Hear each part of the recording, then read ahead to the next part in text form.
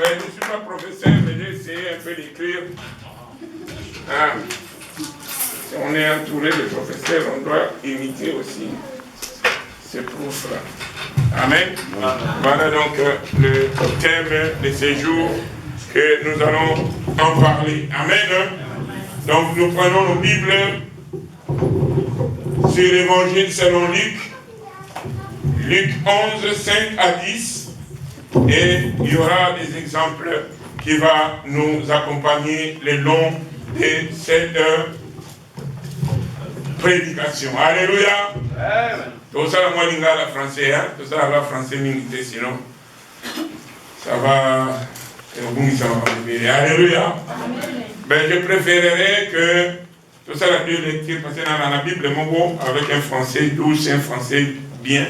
C'est pourquoi on commence avec le français de Papa Peter, et puis le docteur va lire le même texte, mais pour la bonne compréhension, vous allez voir comment ça va sonner. Amen. Amen. Nous lisons la parole de Dieu. On se met debout pour lire la parole de Dieu pour le respect, car la parole c'est lui-même Dieu. Amen. Amen. Nous écoutons la lecture. J'ai lu la parole de Dieu au nom de Jésus. Luc 11, verset 5 jusqu'à 10. Il leur dit encore, si l'un de vous a un ami, et qu'il aille le trouver au milieu de la nuit, pour lui dire, ami, prête-moi 3 pains, car un de mes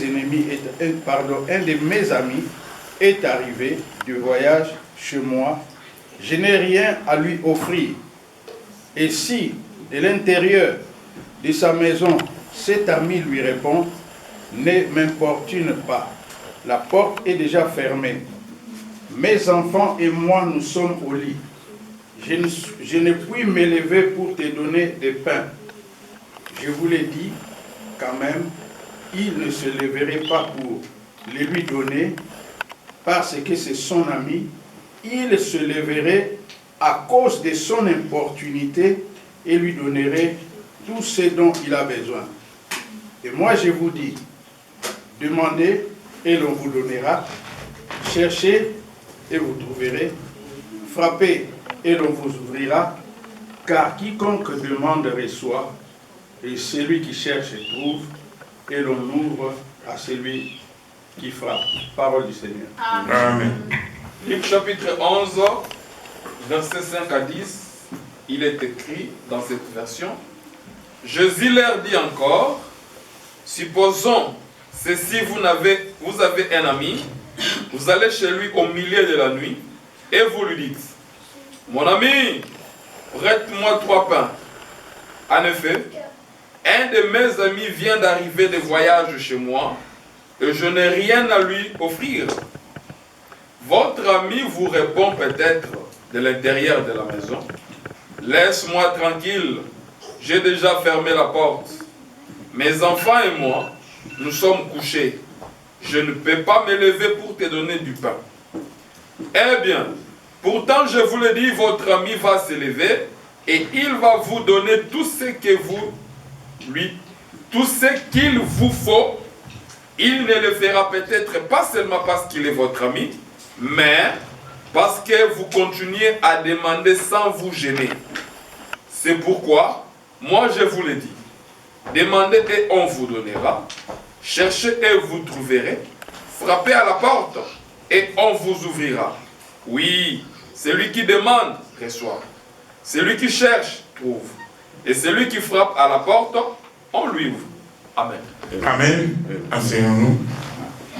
Voilà. Donc le texte est vraiment pas si compliqué. Nous avons compris déjà que dans cette parabole, il parlait des 3 amis. Alléluia. Et de ces 3 amis, il y a un qui est sorti de sa maison pour demander de l'aide à une autre, parce que un ami qui est venu du voyage, qu'on n'entendait pas, inattendu, il est venu comme ça la nuit, et l'autre ami n'avait rien à lui offrir. Il n'avait pas du pain, il n'avait pas de l'eau, il n'avait pas du jus et il s'est permis pour aller chez l'autre ami demander de l'aide. Alléluia. Amen. La Bible dit, il est parti dans cette maison et comme il est parti dans cette maison, c'était pour demander. La Bible dit, même si l'ami n'ouvrait pas, parce que c'est son ami, il devrait quand même ouvrir à cause de l'importunité. Alléluia. Amen. C'est pourquoi j'ai intitulé l'importunité dans la prière. Alléluia. Amen. Dans la prière, nous devons vraiment insister. Dans la prière, nous devons vraiment se donner corps, âme, afin que celui qui répond à la prière, le Dieu Tout-Puissant, fasse quelque chose. Ne laisse pas que ta prière soit nulle. Mais fais assez que tu vois les résultats de ce que tu as demandé, de ce que tu as crié vers l'Éternel. Parce que le Dieu Tout-Puissant entend toutes les prières. Alléluia. Amen. C'est pourquoi, quelque part dans Jacques, il dit, vous ne savez pas comment demander. Alléluia. Amen. Nous devons demander selon la volonté de Dieu. Et nous devons aussi importuniter, nous devons aussi importuner, nous devons aussi rester sereins dans nos demandes. Alléluia. Amen. La Bible dit, il se rend chez son ami pour demander et il insiste en frappant de façon afin qu'il lui ouvre la porte. Parce que c'était la nuit, il dormait déjà. Avec ses enfants, il dormait. Il pouvait répondre aussi sans ouvrir la porte, dire que non, moi et mes enfants, nous dormons, venez, demain je vais te donner, j'ai quand même du pain. Il pouvait faire ça parce que c'est son ami. Mais la Bible dit, l'ami qui était dehors, il a insisté. S'il te plaît, j'ai eu la visite dans ma maison, je n'ai pas de l'eau, je n'ai pas ceci et cela. Alléluia. Amen. Et celui-là, la Bible dit, il s'est réveillé pour servir son frère, son ami. Alléluia. Amen. Il y a ami et ami. Alléluia. Amen. Mais nous disons toujours l'ami fidèle, c'est Jésus-Christ.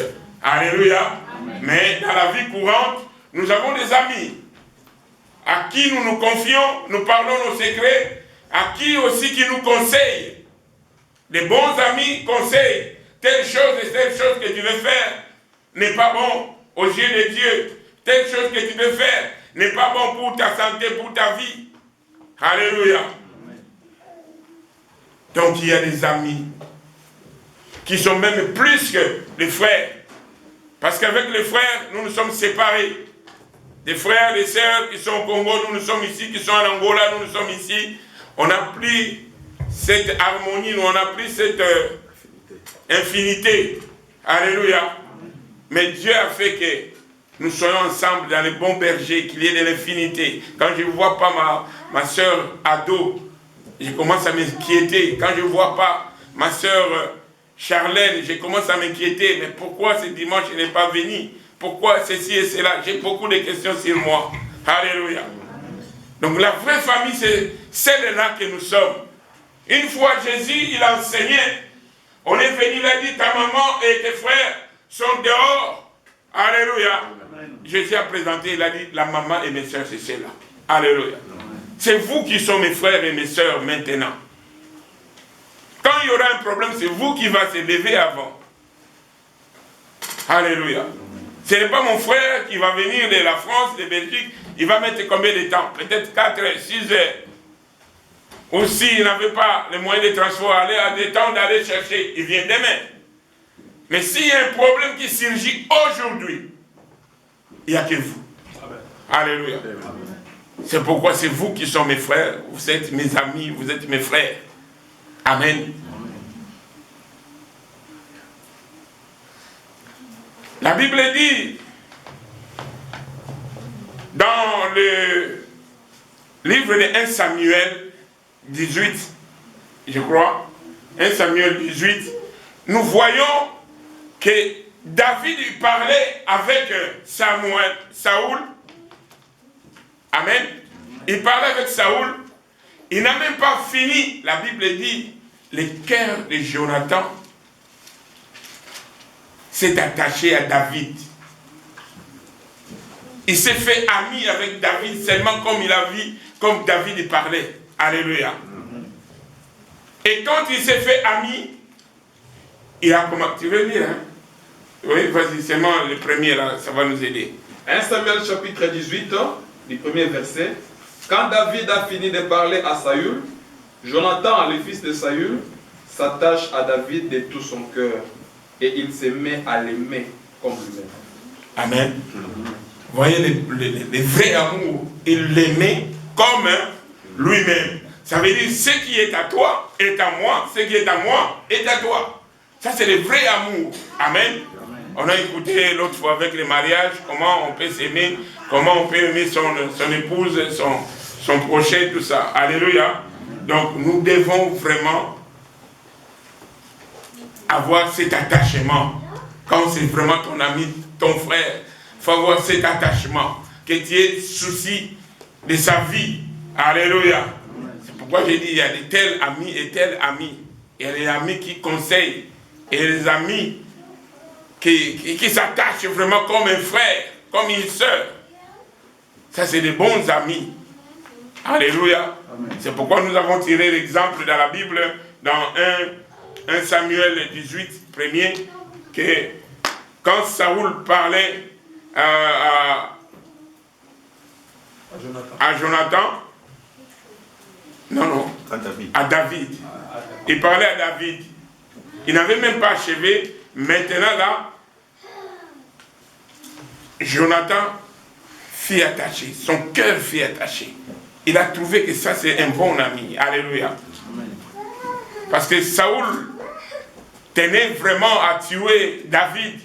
Mais comme Jonathan avait fait l'attachement et l'amitié avec David, c'est lui qui l'a sauvé par après. Amen. C'est lui qui l'a sauvé par après. Quand on a un bon ami, il va te faire aussi du bien. Alléluia. C'est pourquoi nous disons toujours que Jésus est le meilleur ami. Alléluia. Amen. Dans notre texte, on a vu que c'est ami qui est venu chercher de l'aide de 3 pains parce qu'il avait eu la visite. Celui qui était dans la maison avait quand même hésité pour lui offrir cette aide. Il avait hésité, il a dit, mais la nuit, nous tous nous hésitons, à 7 heures, c'est qui? Alléluia. Mais ici, on se permet quand même, minuit, on appelle quelqu'un. Mais non, moi, 22 heures, tu m'appelles, je ne prends pas. Sauf cas urgence. Alléluia. Je vois des gens qui parlent à minuit. Mais à minuit, vous allez parler quoi? La nuit est faite pour dormir. La nuit, c'est un temps de tranquillité. Alléluia. Surtout nos enfants, ils sont là sous la couette. 23 heures, minuit, ils parlent encore. Alléluia. La nuit est un moment de calme, un moment vraiment que tu dois vraiment te reposer. Alléluia. Cet ami a hésité aussi parce que c'était la nuit. Amen. Mais comme il a importuné, il a insisté, il a demandé encore, il s'est levé et il a servi. Alléluia. C'est pareil à notre Dieu. Si vraiment tu restes à un moment pour prier, demander à Dieu quelque chose que tu veux, sache que Dieu va demander. Nous savons beaucoup d'exemples dans la Bible. Nous voyons Anne. Anne, il a pleuré. Il y a même le serviteur de Dieu, Élie, qui était là, qui disait, mais toi, tu n'as pas encore fini de prendre de l'alcool. Parce qu'il n'a pas compris. Dieu n'a pas ouvert les yeux pour savoir que cette femme a de l'amertume, elle a des problèmes. Il est venu dans la maison de l'Éternel pour importuner Dieu, pour demander à Dieu. Le serviteur n'a pas compris. Alléluia.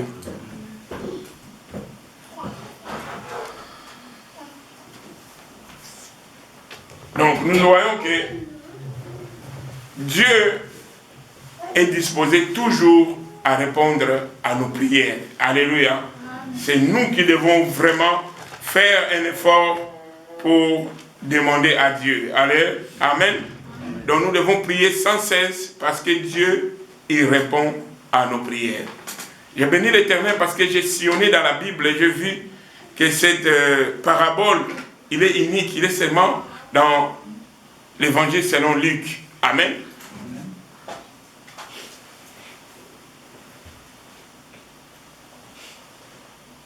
Dieu, il est celui qui répond à nos prières. Alléluia. Quelle que soit la durée du temps, Dieu va te répondre.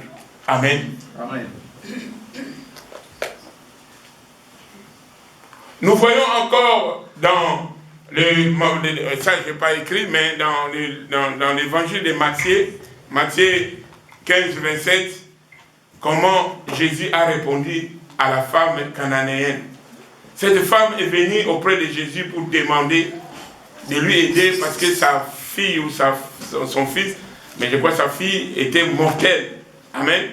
Jésus a dit, je ne suis pas venu pour vous, je suis venu pour des brebis égarées de l'Israël. Alléluia. Amen. Mais cette femme, il a importuné le Christ. Il a dit que même, il a répondu ainsi, les petits chiens mangent les miettes qui tombent de la table de leur maître. Amen. Amen. Ça veut dire, il a insisté, il a dit quelque chose que Dieu, ça l'a étonné, ça a étonné à Jésus. Jésus a vu, mais non. Ce qu'il a dit, c'est capital. Et Jésus a dit, vas-y, ta foi va sauver ta fille. Alléluia. Amen. Parce qu'il a insisté, nous devons insister.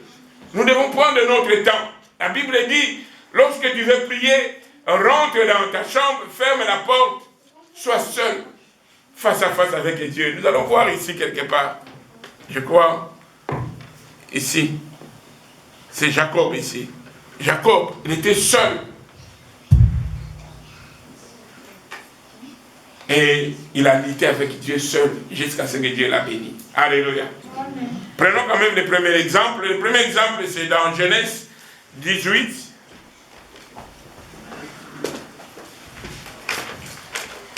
Genèse chapitre 18. Oui. Ici, j'ai dit 18, 32, mais commence un peu plus tôt à 21.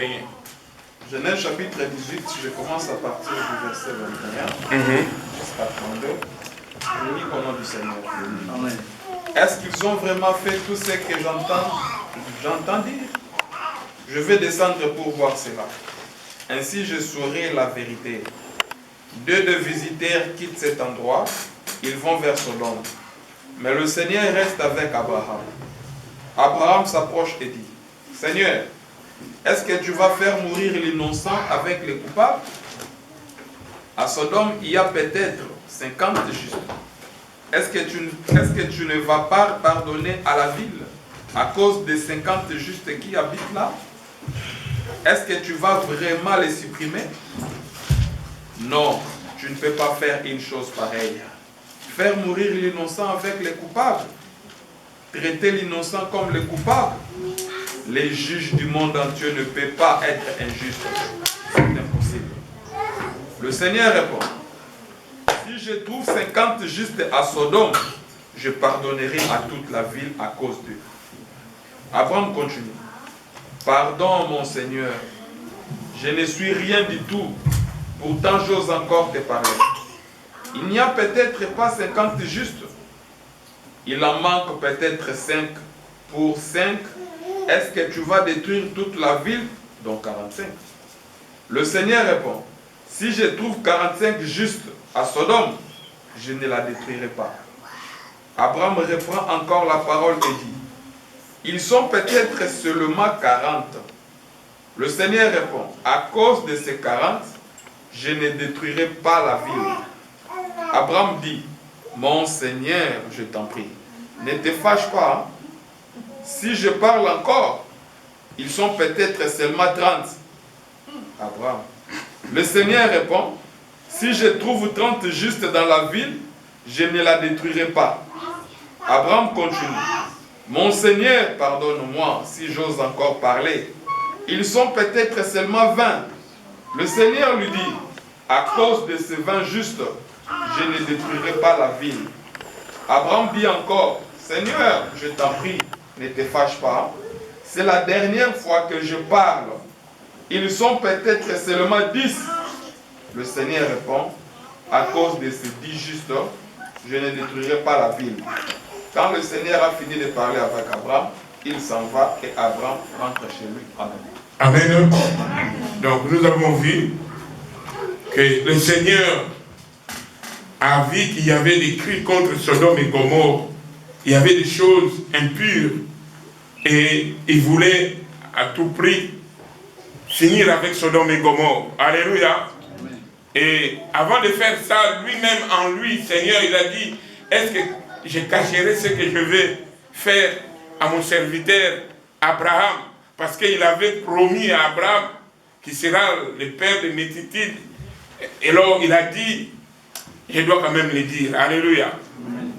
Et nous connaissons comment ces 3 hommes étaient venus chez Abraham. Abraham les a accueillis, les a lavé les pieds, les a donné à manger, à boire.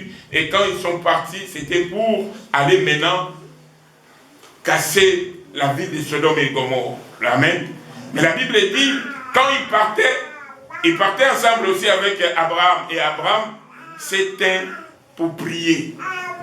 Amen. Parce qu'ils savaient leur mission, ils pas vraiment juste pour saccager les Sodome et Gomorrhe. Alléluia. Mais Abraham, il était là pour intercéder pour son neveu Lot. Alléluia. Amen. Parce que Lot, si on regarde bien, il n'était pas vraiment dans Sodome et Gomorrhe, il était dans l'entrée. Et c'était une place que le trafic se faisait vraiment couramment, donc il avait vraiment une bonne position dans Sodome et Gomorrhe. Alléluia. Malgré qu'il était étranger en ces lieux-là.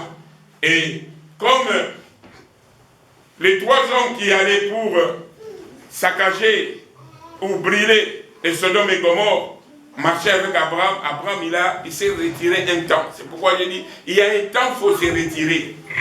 Il y a un temps, tu viens à l'église tout seul pour parler de ton problème ou prier pour l'église. Ici, Abraham, c'était pour intercéder pour son neveu. Il s'est éclipsé un peu, ces gens-là sont partis, il s'est éteint dans la prière.